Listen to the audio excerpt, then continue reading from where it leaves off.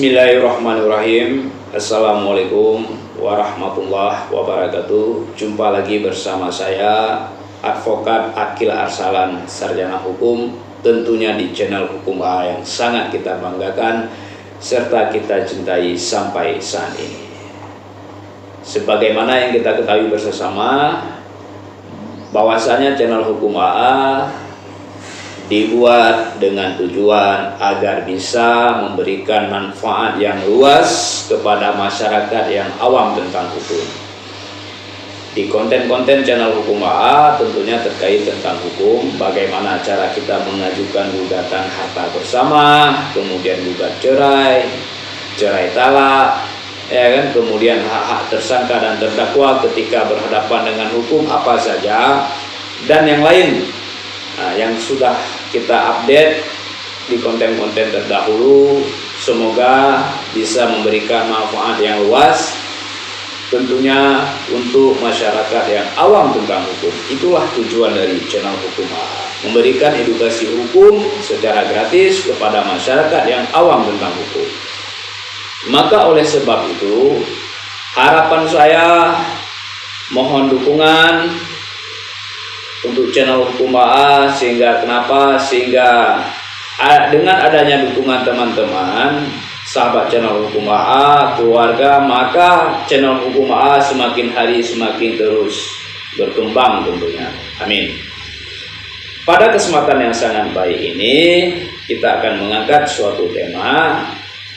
Alangkah tepat, alangkah lebih baik dan indah. Jangan lupa di like, di share, di subscribe channel Hukum AA biar makin terus berkembang tentunya.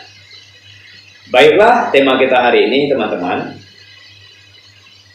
bagaimana cara kita membeli tanah agar aman dan terhindar dari penipuan. Nah, jadi aman secara hukum, kemudian terhindar dari penipuan. Ketika kita membeli tanah, apa yang harus pertama kita perhatikan? Yang pertama sekali teman-teman harus memperhatikan bahwasanya tanah tersebut tidak ada sengketa dengan pihak manapun. Bebas sengketa dia. Tanah yang ingin saudara beli tersebut harus saudara cek dulu betul-betul apakah tanah yang dibeli tersebut tidak ada sengketa. Nah, bila tidak ada sengketa, maka tanah tersebut aman secara hukum, tidak timbul masalah di kemudian hari. Yang kedua, dicek dulu alas haknya, surat-suratnya terkait tanah yang ingin saudara beli tersebut. Apakah tanah tersebut sudah memiliki alas hak yang jelas, terang? Apakah sudah ada sertifikat hak milik atau SHM ataupun surat-surat lainnya? Itu perlu teman perhatikan sebelum melakukan pembelian tanah yang ingin saudara beli tersebut. Misalnya ada teman kita, "Bang, saya ingin menjual tanah," ya kan? Nah, kemudian diperhatikan dulu alas hak suratnya yang sangat terpenting di sini. Kemudian kalau misalnya alas hak surat tersebut sudah ada sertifikat hak milik atau yang kita kenal SHM, maka diminta fotokopi. Untuk apa diminta fotokopi? Biar lebih jelas dan terang, dicek dulu dia ke BPN. Apakah tanah tersebut aman secara hukum, atau ketika saudara cek tanah tersebut statusnya diblokir. Ketika diblokir, maka patut diduga tanah tersebut bermasalah ataupun dalam sengketa. Itu yang harus diperhatikan. Kemudian diperhatikan batas-batas luasnya, kemudian nama kepemilikan yang tertera di sertifikat apakah sesuai enggak dengan yang menjual kepada saudara. Misalnya si A yang menjual, ya kan, yang tertera di sertifikat si B. Nah, itu harus diperhatikan kecuali si A tersebut bisa menunjukkan kuasa menjual. Kemudian apalagi yang harus diperhatikan? PBB-nya apakah menunggak atau tidak, ya kan? Kemudian selain dari sertifikat, apa alas haknya, apakah ataupun yang lain tentunya surat-surat, misalnya surat keterangan tanah atau yang kita kenal SKT itu harus diperhatikan, kemudian disesuaikan dengan fisiknya, apakah luasnya sudah sesuai atau tidak, batas-batasnya. Kemudian misalnya asal usul tanahnya dari mana, riwayat tanah tersebut, apakah tanah tersebut nanti jangan-jangan tanah yang ingin dibeli tersebut bermasalah di kemudian hari karena belum selesai dengan ahli waris yang lain. Misalnya tanah tersebut mendapatkan tanah tersebut bahwasanya teman saudara dari warisannya, itu kan harus dipahami dulu, harus dicek dulu. Nah, jangan-jangan masih ada hak ahli waris yang lain,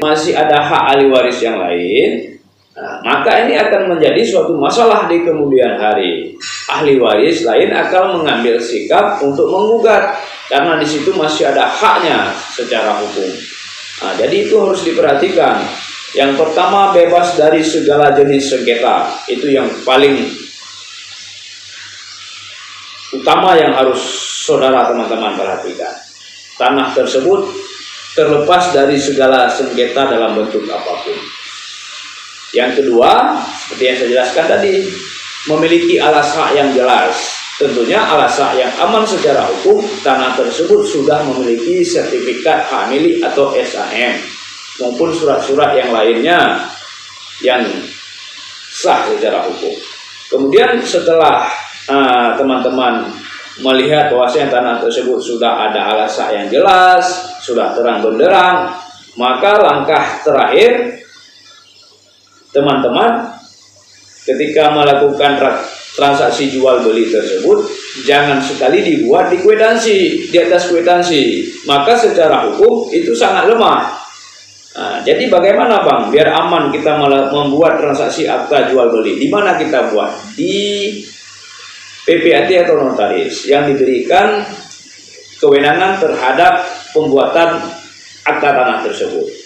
Nah, jadi dibuat di hadapan pejabat yang diberikan kewenangan untuk itu, di notaris maupun di PPAT. Karena secara hukum lebih kuat dia akta jual beli tersebut yang saudara miliki. Jadi dibuat di hadapan notaris maupun PPAT. Nah, jadi itu perlu diperhatikan. Nah, jadi seperti itu teman-teman ya. Yang pertama sekali, sebelum membeli tanah, intinya kesimpulannya tanah tersebut bebas dari segala jenis sengketa dalam bentuk apapun atau terlepas dia. Yang kedua, dicek bersih dulu tanah yang ingin dibeli tersebut kemana? Ke BPN setempat. Nah, apakah tanah tersebut statusnya aman atau statusnya terblokir? Kalau statusnya terblokir, secara otomatis berarti tanah tersebut bermasalah. Patut diduga tanah tersebut dalam sengketa. Jadi itu harus benar-benar diperhatikan. Semoga bermanfaat. Jangan lupa di like, di share, di subscribe, sehingga channel Hukum AA semakin hari semakin terus berkembang. Bersama saya Advokat Akil Arsalan, Sarjana Hukum. Saya akhiri, wabillahi hidayah. Wassalamualaikum warahmatullahi wabarakatuh. Salam hukum.